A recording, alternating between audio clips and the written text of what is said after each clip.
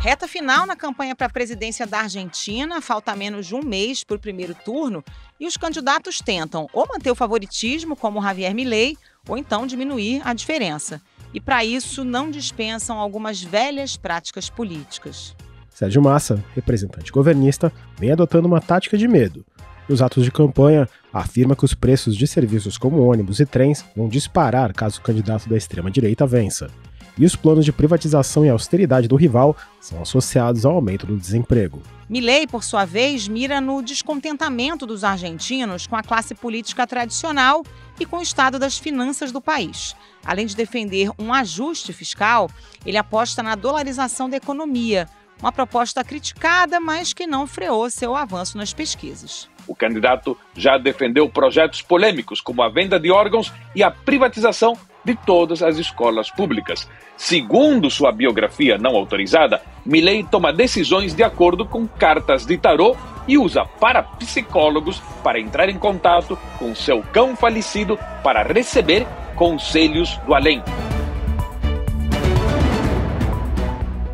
O Ao Ponto começa a semana discutindo a reta final da campanha à presidência da Argentina e como os principais candidatos tentam garantir um lugar no segundo turno ou vencer logo no primeiro.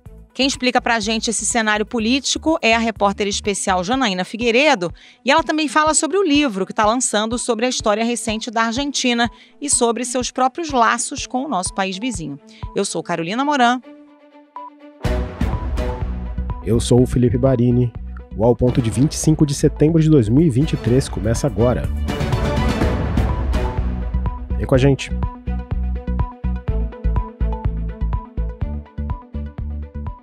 Janaína Figueiredo, diretamente de Buenos Aires, mais uma vez, muito bem-vinda ao Ao Ponto. A gente está a menos de um mês do primeiro turno da eleição na Argentina e o cenário parece bem complicado para os partidos tradicionais, a esquerda e a direita. O único que parece mais tranquilo é Javier Milei e ele está bem na frente nas pesquisas, né?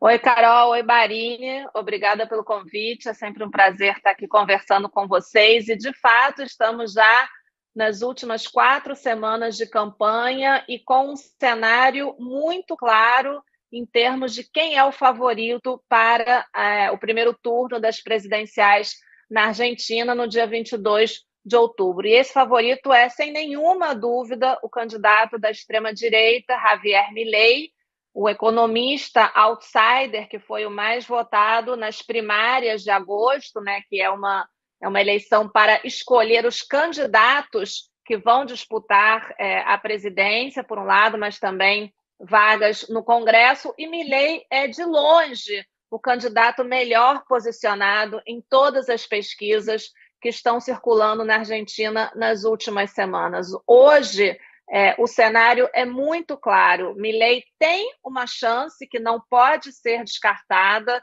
de vencer no primeiro turno, lembrando que, para isso, ele precisa obter 45% dos votos ou 40% com uma vantagem de pelo menos 10 pontos percentuais em relação ao segundo colocado. Existe uma possibilidade de que ele consiga chegar nesse nível de votos e vencer no primeiro turno, principalmente porque ele está captando votos que nas primárias foram da aliança opositora tradicional de centro-direita Juntos pela Mudança, que tem como candidata a Patrícia Bullrich. Muitos eleitores de Bullrich nas primárias, vendo esse favoritismo por Milei e tendo Milei propostas similares à de Bullrich, estão migrando para Milei. Milei está conseguindo ampliar os votos que ele conseguiu nas primárias. E, por outro lado, temos um grande número de indecisos que varia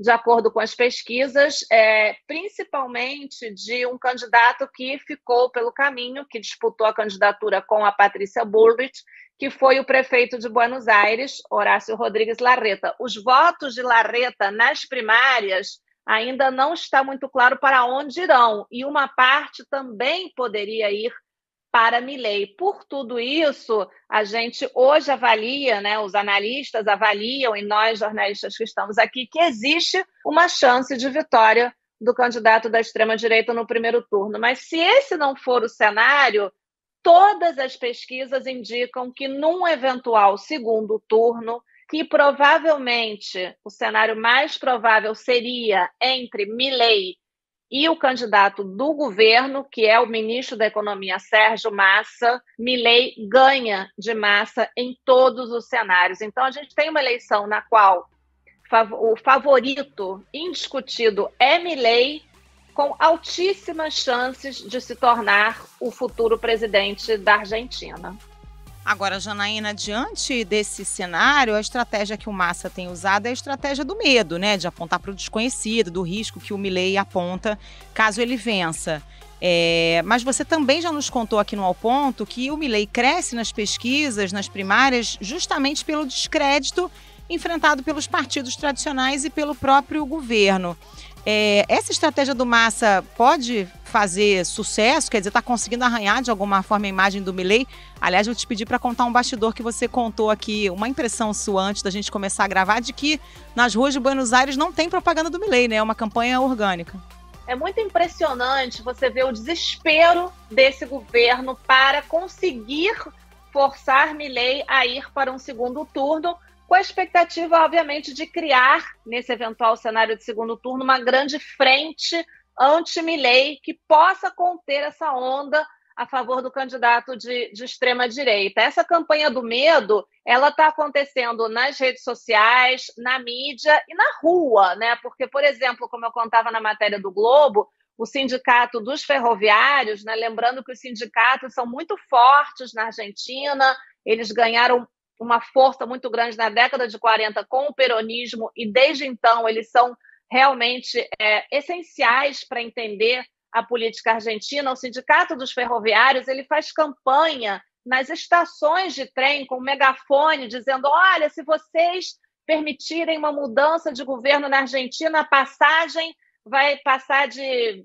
70 pesos em torno de para 1.000 pesos, o que é realmente um aumento absurdo, né? Lembrando que o peso é uma moeda muito desvalorizada e realmente o poder aquisitivo dos argentinos é muito baixo. Quando eu digo 1.000 pesos, para ter uma ideia no valor em real, a gente tem que dividir por 140 ou 150, que é a cotação do real paralelo nesse momento. Mas a campanha é essa: vocês vão perder direitos, as passagens de ônibus vão ficar mais caras, vocês vão perder acesso à saúde, à educação pública, Milei não vai investir em serviços públicos. Basicamente, o recado é: se vocês votarem em Milei, vocês vão ficar mais pobres, mais vulneráveis, mais marginalizados, enfim, mais abandonados pelo Estado, porque Milei, de fato, tem um programa de governo que propõe enxugar muito o Estado argentino, reduzir o número de servidores e eliminar subsídios que existem hoje, de fato, para as tarifas de luz, de gás e para as passagens no setor de transporte. Então, o governo está jogando muito com isso, com essa ideia de que de um dia para o outro os argentinos vão empobrecer de uma maneira drástica se votarem por Milei. E, para isso, conta com apoio, por exemplo, de grandes sindicatos. Em paralelo, o que o governo está fazendo? Está aprovando ajudas extraordinárias para aposentados, para servidores, bônus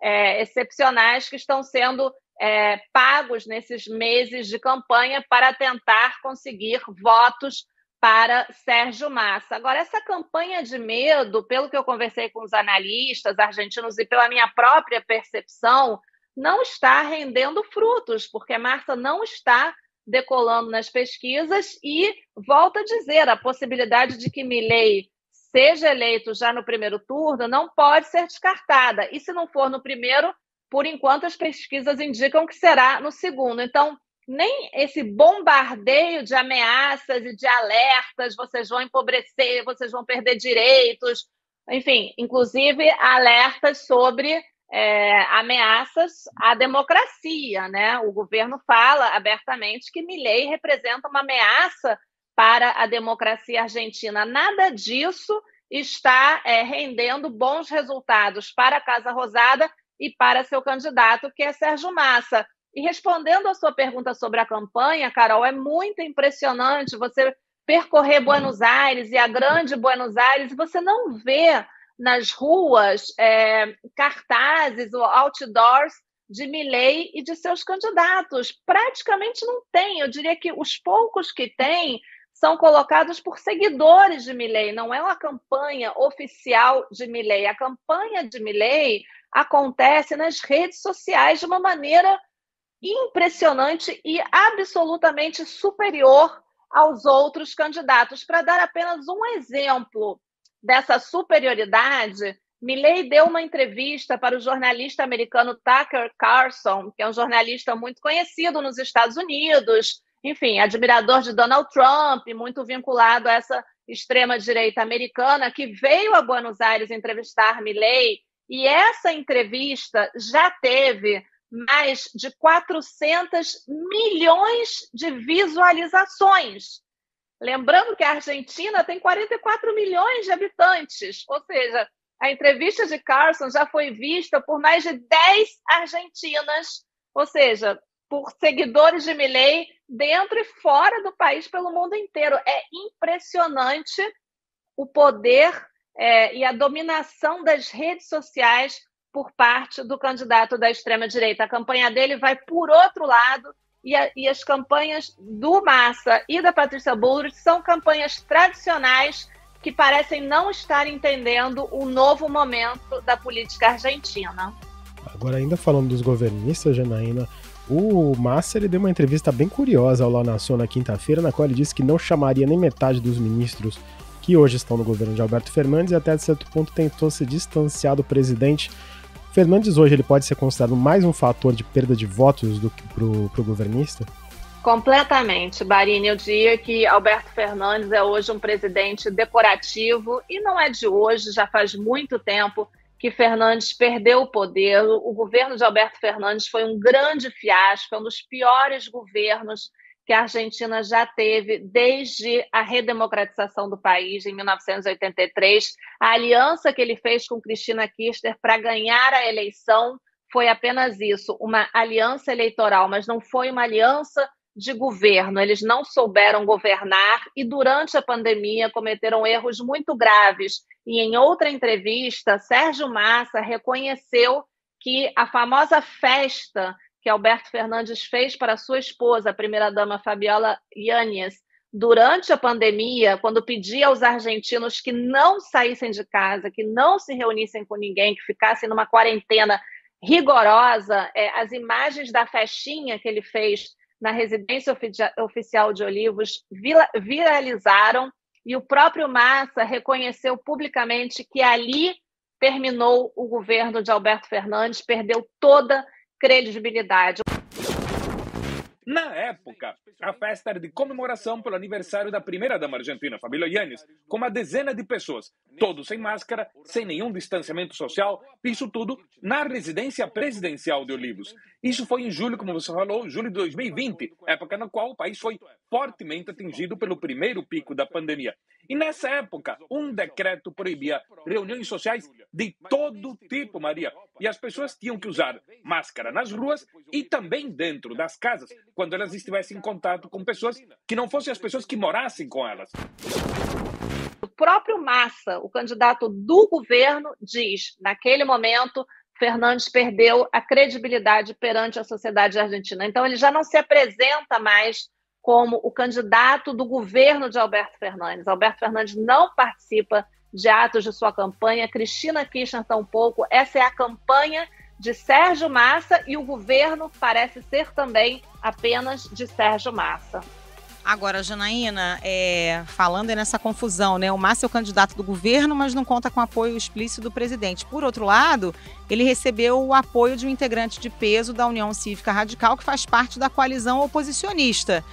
Como é que a campanha da Patrícia Bullrich está atuando para pelo menos tentar levar a candidata ao segundo turno, se a gente já tem defecções aí em direção ao candidato do governo? Olha, Carol, esse é um dos grandes problemas de Patrícia Bullrich e um dos grandes erros que a aliança opositora Juntos pela Mudança cometeu, inclusive antes das primárias, foi não ter conseguido conter as disputas internas e se mostrar unida, quando Milei é o candidato único e não tem absolutamente nenhum adversário dentro de seu partido, a Liberdade Avança. Já antes das primárias, as fissuras na aliança opositora já apareciam e depois das primárias vencidas por Bullrich, essas fissuras continuam aparecendo. E não tem apenas a ver com a União Cívica Radical, que eu diria que é o sócio minoritário e há muito tempo que não se sente confortável nessa aliança de centro-direita. O próprio Maurício Macri, ex-presidente da Argentina, líder da aliança opositora, não esconde sua proximidade com o Milei, não esconde seu diálogo e seu contato com o Javier Milei. E Milei já disse publicamente que, se for eleito, pedirá a Macri que seja uma espécie de embaixador, de representante da Argentina no mundo. Eu, conversando com fontes da equipe de Milei, confirmei que os contatos entre o pessoal do Macri, um setor da aliança opositora, não toda, e o pessoal do Milei é fluido, eles conversam, eles estão prontos para apoiarem uns aos outros, dependendo de quem vencer essa eleição. E isso é muito complicado para Patrícia Bullrich, porque ela ficou muito enfraquecida nessa campanha e aparecendo como uma candidata que não tem apoio, porque o líder de sua aliança fica ali flertando com o favorito na eleição. E isso explica, em grande medida, porque outra parte da história é uma campanha muito ruim, muito antiga, precária, muito fora de época de Patrícia Bullrich, e, por outro lado, essa falta de apoio. O mais provável é que ela não tenha, se houver segundo turno, uma vaga nessa eventual disputa de 19 de novembro. Por isso, Massa seria o adversário de Milei num eventual segundo turno, porque Bullrich fez uma campanha muito fraca, uma campanha cheia de brigas internas, sem o principal apoio contundente de Maurício Macri e ficando de uma maneira muito, muito fragilizada, isolada e sem propostas, porque as propostas de Bullrich são muito similares às de Milei. Então, entre Milei e Bullrich, muitos estão optando por Milei, que é o favorito, né?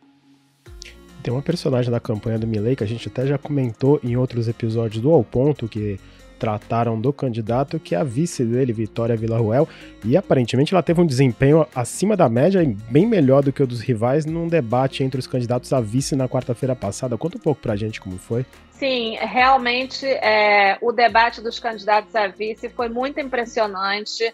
Eu já tinha informações de bastidores que Vitória Villarruel, que é uma advogada, deputada e que é conhecida por ser defensora de militares envolvidos na última ditadura, enfim, a grande bandeira dela são as vítimas dos movimentos guerrilheiros antes e durante a ditadura argentina. Ela vem se preparando há muitos anos para o momento que vive hoje como líder política da extrema-direita argentina. Ela tem uma coach, isso é fato, eu confirmei com várias fontes, que a vem preparando e essa preparação é evidente. Ela tem uma capacidade de oratória muito impressionante e muito superior, isso foi notório no debate, muito superior a seus adversários, os outros candidatos a vice. Ela não conseguiu não conseguiram encurralar Vitória Villarruel em nenhum momento, sequer quando falaram para ela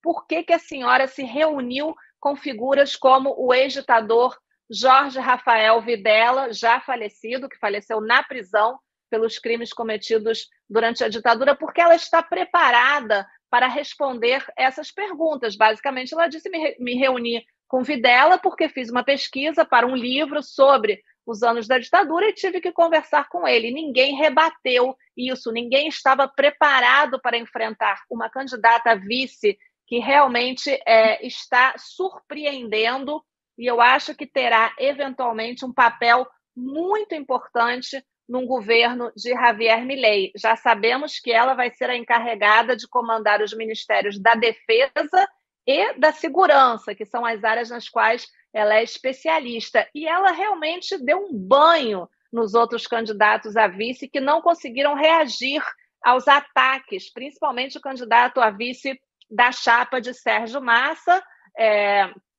que é o candidato Rossi, que é o atual chefe de gabinete, que, por exemplo, foi acusado por Villarruel de morar em outra galáxia, de não saber que mora num país que tem 40% de pobres, 20% de indigentes. Ela realmente deu um show de uma maneira muito impressionante. Bueno, realmente Rossi vive en una galaxia totalmente desconocida porque no puede ignorar que hay un 40% de pobres, que hay un 20% en la indigencia, que hay una emisión monetaria descontrolada. Evidentemente vivís en otro planeta. E ficou muito claro que ela foi a única que verdadeiramente se preparou para esse debate, e a extrema-direita argentina está mostrando que estava preparada para esse momento, que realmente houve um trabalho de coach, né, de coachear, digamos, esses candidatos, e que eles realmente estão mostrando uma capacidade de fazer uma campanha que é a única que pauta o noticiário, que pauta a agenda de debates dessas presidenciais argentinas, sem que ninguém consiga colocar uma agenda alternativa e consiga apenas enfrentar essa agenda da extrema-direita, questionar, atacar, mas ninguém consegue fazer propostas que também tenham um espaço de debate na campanha. Ô, Jane, a quantas anda o apoio na elite econômica da Argentina essa candidatura do Milei? Porque, claro que ainda há questionamentos em relação aos planos de dolarização da economia, mas parece que alguns empresários já começam a ver essa eventual vitória como algo que não seria tão ruim, até positivo em questões econômicas, a despeito de todas as polêmicas e maluquices do Milei. Olha, Carol, eu acho que existem, não dá para generalizar, né? Existem diferentes opiniões entre os empresários, entre os representantes do mercado, do setor financeiro, não só na Argentina, mas fora do país. Representantes de Milei, inclusive, estiveram recentemente em Wall Street, se reuniram com analistas e as informações que nós recebemos desses encontros em Nova York foi de que o mercado no exterior está preocupado, né, pelo que pode acontecer num eventual governo de Milei. Está, obviamente, entendendo que esse é o cenário mais provável, mas há preocupação pelo impacto das medidas que ele propõe. Dentro da Argentina, pelo que eu pude perceber em eventos que eu participei, presenciei, conversei com várias fontes do setor privado, a sensação é um pouco bom. Se ele for eleito, isso eu ouvi de um empresário muito importante, que inclusive é próximo de Milei, para o qual Milei já trabalhou como assessor econômico. A resposta foi, olha, se ele for eleito democraticamente, se for uma eleição transparente, justa, se não houver nada para questionar nessa eleição, nós vamos ter que apoiá-lo, porque ele será o candidato eleito numa eleição presidencial argentina. Estamos preparados para isso e queremos ser, os empresários, uma voz sensata num momento tão complexo para a Argentina. Então, eu acho que esse empresário, que representa muitos outros, porque é realmente uma figura relevante no setor privado argentino, reflete um pouco esse ambiente de aceitação de que Milei é o candidato favorito, de que existem enormes chances de que ele seja o futuro presidente, que isso vai implicar enormes desafios, porque haverá, obviamente, resistência dos sindicatos, que são tradicionalmente ligados aos peronistas, dos movimentos sociais, de partidos de esquerda e do próprio peronismo, né, que não está acostumado a não ser governo na Argentina. E todos sabemos a lenda que existe nesse país. Um governo não peronista sempre teve enormes dificuldades para terminar mandatos. Temos vários exemplos de presidentes não peronistas que não terminaram seus mandatos. Raul Alfonsín, Ricardo é o filho, Raul Alfonsín teve que deixar o governo 6 meses antes e Fernando de la Rúa, na metade do mandato, teve que renunciar. Então, os empresários estão entendendo que vai ser um momento muito difícil politicamente, do ponto de vista institucional, econômico, social, e o que eu percebo é que está surgindo uma tendência entre os empresários de tentar trazer um pouco de sensatez, de tranquilidade, para tentar evitar o que muitos temem na Argentina, que é uma crise de governabilidade. Já não é uma pergunta que eu sempre me fica de curiosidade quando a gente fala de eleições no exterior. Aí você falou rapidamente dos cartazes na rua, mas e na televisão, na rádio, como que tá sendo o tom dos anúncios dos candidatos no audiovisual? Olha, é que na Argentina, diferentemente do Brasil, Barini, a gente não tem o horário da propaganda eleitoral. Os candidatos, eles aparecem em programas de televisão, entrevistas, no noticiário, mas não tem tanta propaganda eleitoral nessa etapa, mas no final da campanha isso começa a aparecer com mais frequência, mas tem uma relevância muito menor da que tem na política brasileira. Na Argentina, diferentemente do Brasil, o que é muito importante são os programas de debate político, que é uma tradição que existe na Argentina. Tem muito programa de debate político em vários canais de televisão, nas rádios também. As rádios aqui tem muito, assim, é muito superior o sistema de rádios na Argentina do que é no Brasil. As pessoas ouvem muito a rádio aqui e tem muito programa de debate político, os candidatos dão muitas entrevistas nas rádios e o Milei está muito presente.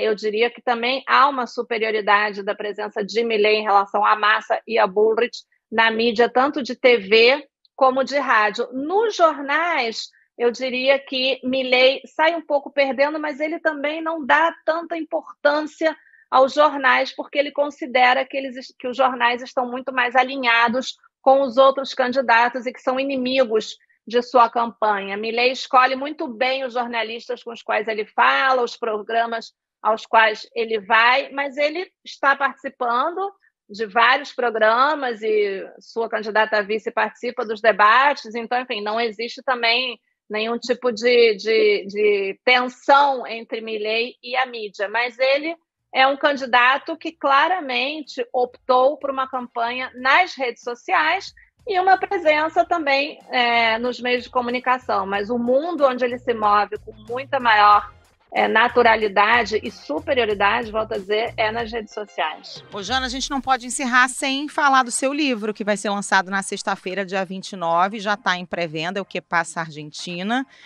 Não é só uma narrativa sobre a história recente da Argentina, mas também, em parte, fala um pouco da sua própria relação longa, né, com o país. A gente quer spoilers, o que você pode contar?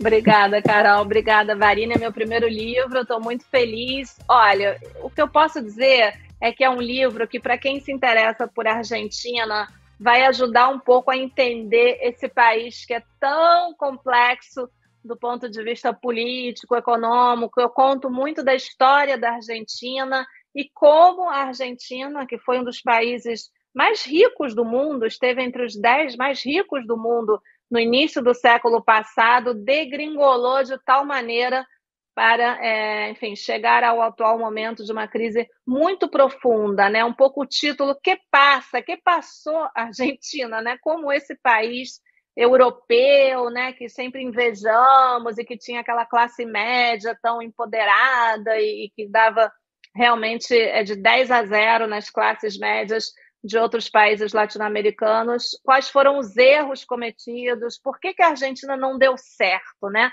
O que aconteceu? O que é o peronismo? Falamos sobre isso também, falo sobre isso no livro, como chegamos à extrema-direita, ao crescimento, o surgimento de Javier Milei, um pouco de sua história, mas também um pouco dos hábitos, né? Por que a Argentina tem mania de terapia? Por que o cinema argentino, né, sendo um país tão complexo do ponto de vista econômico, é um cinema tão prestigiado no mundo inteiro? O futebol, que não podia faltar, né, a rixa Brasil-Argentina, Boca Juniors, Maradona-Messi, falo muito sobre isso também. Como é morar na Argentina? Muita gente me pergunta, como é morar em Buenos Aires? É melhor do que o Rio? É melhor do que São Paulo? Tem mais pobreza? Como é que é a insegurança? Eu conto um pouco os perrengues de morar em Buenos Aires, a questão do dólar, da inflação. E, por último, o último capítulo fala um pouco da Argentina como um país que já recebeu muitos imigrantes no século passado da Europa, principalmente Itália e Espanha, e hoje é um país que recebe muitos imigrantes latino-americanos, não mais europeus, e, lamentavelmente, expulsa seus próprios habitantes, os argentinos, que, enfim, estão numa quinta onda de migração de argentinos que vão para os Estados Unidos, para a Europa, para a Austrália, para outros países da região. E isso realmente é muito triste. Eu tenho 2 filhos que nasceram na Argentina, que têm 13 e 16 anos, e para essa geração não há futuro, né? O que eu ouço deles é, não, aqui não vai dar, a gente vai ter que ir para o mundo. Obviamente, ainda é uma coisa incipiente, é uma coisa que a classe média, né, não chegou no nível da Venezuela, que as pessoas saem com uma mão na frente e outra atrás, andando e procurando novos rumos pela região. Não chegou nesse nível, mas a classe média argentina, os profissionais, estão indo embora em massa, e é muito triste. E eu colhi depoimentos, né, entrevistei argentinos que foram para Israel, para Itália, para Espanha, para saber um pouco, né, por que eles foram embora do país e como é essa experiência de começar de novo em outra terra desconhecida. Então, é uma radiografia muito ampla da Argentina para quem quer conhecer um pouquinho mais sobre o país, porque nós, brasileiros, achamos que falamos espanhol, achamos que conhecemos a Argentina e nem falamos espanhol, nem conhecemos bem o nosso país vizinho. Então, é uma contribuição para quem quer melhorar nesses 2 quesitos aí.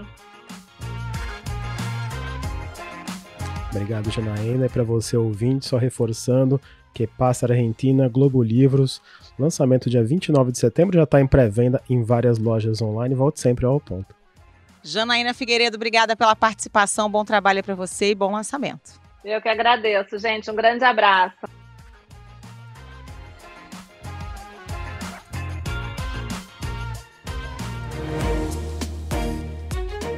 Esse foi o Ao Ponto de hoje, o podcast diário da redação do Globo.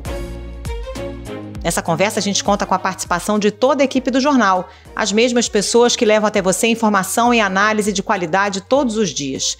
Quer saber mais? Assine o Globo. Acesse assinoglobo.com.br e confira todas as notícias e reportagens especiais. Neste episódio, usamos material da Rede TN da Argentina.